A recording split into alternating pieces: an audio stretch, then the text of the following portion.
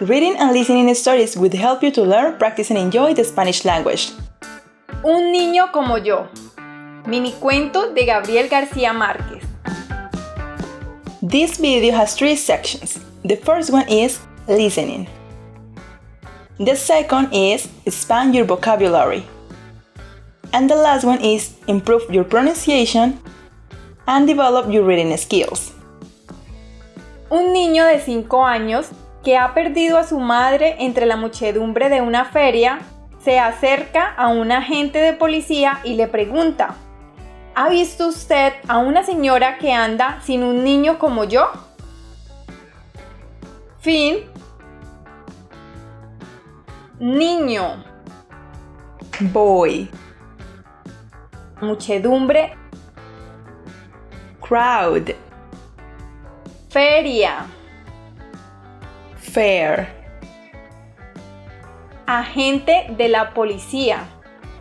Police officer. Señora. Lady or Mrs.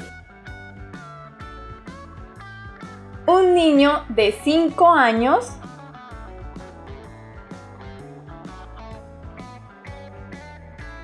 que ha perdido a su madre entre la muchedumbre de una feria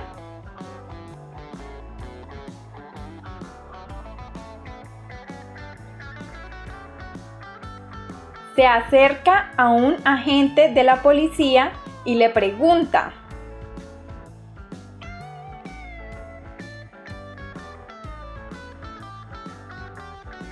¿ha visto usted a una señora que anda sin un niño como yo?